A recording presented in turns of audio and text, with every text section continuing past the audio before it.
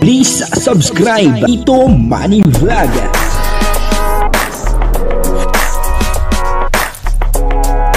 Payagan po si Tito Manny Vlog na mag-reactor para pambiling gamot sa kanya pong karamdaman. Wala man siyang records ng ng awayan.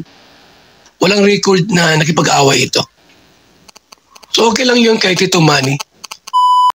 Ito po si Kalingap Edu ay malungkot daw nung mga nakaraang araw at medyo tinawad po siya mag-vlog.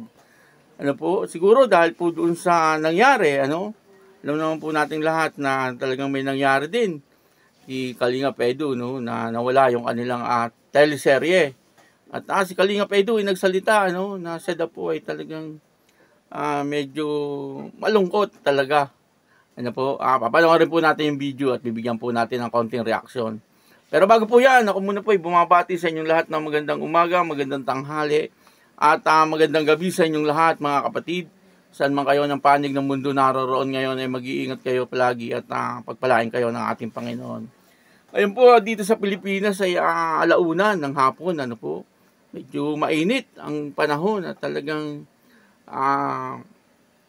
ang tawag dito, talagang pagpapawisan po, talagang yung mga kapatid natin dyan, wag po kayong masyadong maglalabas at talagang sobrang init ng panahon, baka po kayo ay ma-high blood. At yun na nga po, maraming salamat po sa inyong lahat sa patuloy na tumatangkilik sa aking YouTube channel at nanonood sa aking video reaction. Patuloy lang po natin suportahan sila Kuya Bal Santos Matubang, Kalingap Rab at Ate Edna Vlog. At kung nanonood po tayo ng kanilang mga video, ay wag po natin skip yung ads upang sa ganoon ay patuloy po tayo makatulong doon sa kanilang adhikain sa pagtulong sa ating kapwa na naghihikaw sa buhay. Ito po na-interview ni Kalingap Dan itong si Kalingap Edu at nagsalita si Kalingap Edu tungkol po doon sa nangyari sa kanya noong mga nakaraang araw At ang kabuuan po ng video ito ay nasa YouTube channel ni Kalingap Dan. Suportahan po natin. Isang napakabait na vlogger. Isa rin po itong charity vlogger na kasama sa K-Boys si Kalingap Dan. Okay lang naman. Ito, ang bago ay mas marami tayong tutulungan sa channel natin. At sa channel mo napakaganda ng takbo ng YouTube mo. Salamat po sa suporta ng mga viewers natin at di tayo iniiwan basta-basta. Salamat po sa inyo dahil sa inyo to lahat. So ano ba ang nangyari? Ano ba ang naging pagbabago sa inyo YouTube? Mas lumakas ba ngayon? Mas dumami ang sumusuporta sa iyo? Oo, medyo dumami. Salamat kasi yung talagang goal natin bilang vlogger isa yun. Tapos siyempre dahil siguro nakita nila naman kung gaano ka-sincere yung ginagawa natin na nabiyaan tayo ng kahit magandang views ngayong buwan.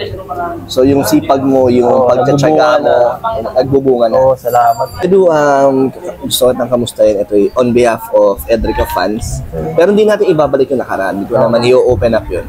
So, kamusta ka ba, Edu, after nung nangyari na yun? Para lang to sa fans mo na nagtatanong, kamusta ka na ba? Okay naman, medyo malungkot lang ng konti kasi siyempre nawala yung tambalan. Pero kahit gano'n man, medyo may contact pa rin naman kahit pa paano. Tuloy-tuloy ka pa rin.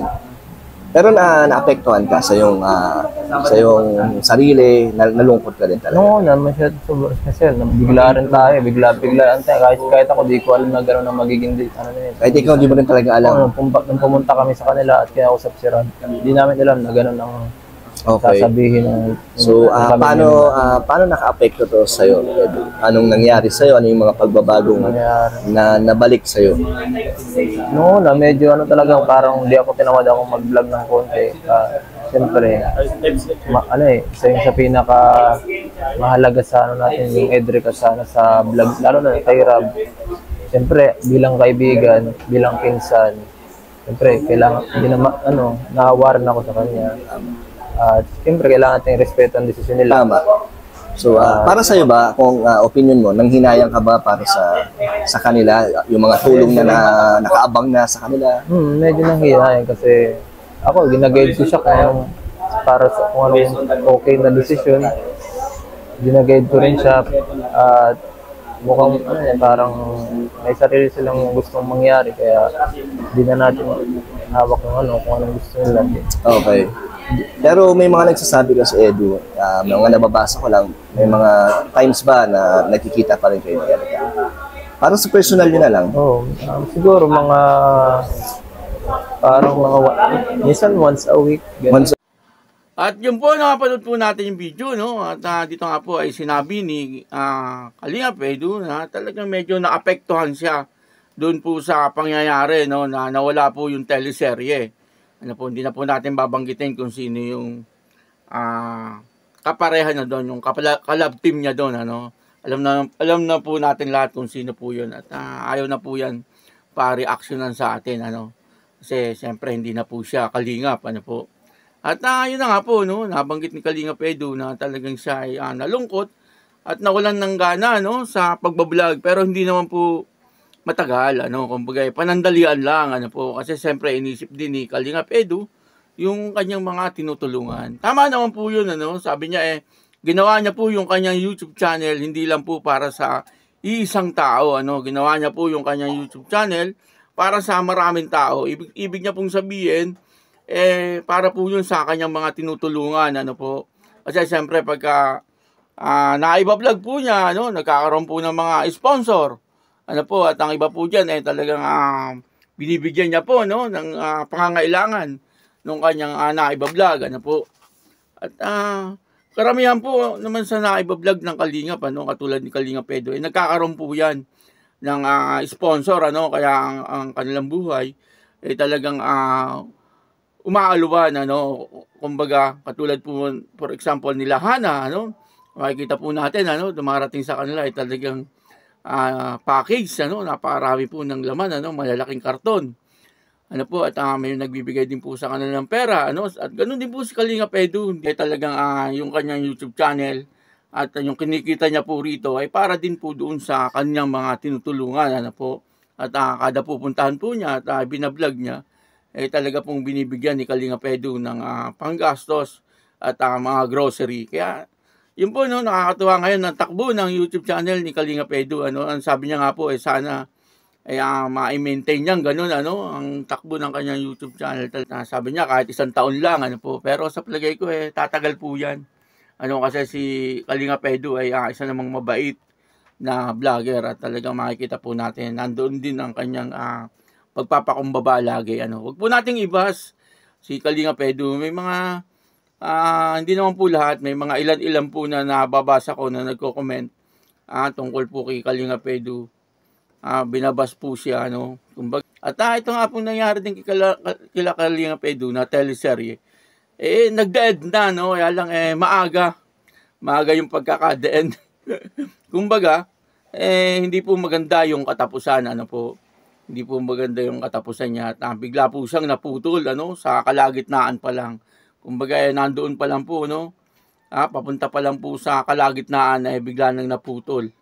Kaya medyo nakakahinayang din, ano, siyempre doon po sa mga sumusubaybay, mga viewers, ano, saka yung mga sponsor, siyempre, na tumutulong din po dito sa teleserye ito. Siyempre yung mga artista po doon, ano, yung mga artista, may mga nagbibigay po dyan, may mga sponsor din po yung mga yan. Minsan, ano, pag nakikita po ng mga sponsor na karapat dapat tulungan, talagang tinutulungan po nila.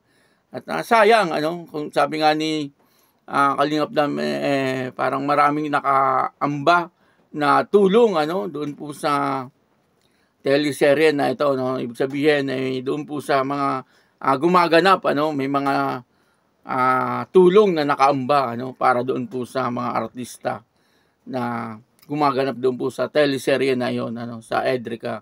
Kaya talagang ganyan ang buhay, ano po. Minsan naandyan na, bigla pang nawawala.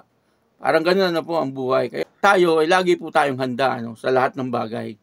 Kasi kung sakaling dumating man yung mga ganyan, handa po tayo, no, kumbaga ready po tayo sa anumang mangyayari, ano. Sabi nga po nung na-vlog ni Kalingap Rab doon sa Sorsogon, meron pa simula at meron din katapusan. Ano po, napakaganda po nung sinabi nung matanda doon, ano. Dinaan niya po sa kanta. Tama po yun, ano. Meron pong pasimula at syempre meron din pong katapusan. Kaya yan po, no. Maraming salamat po sa inyong lahat.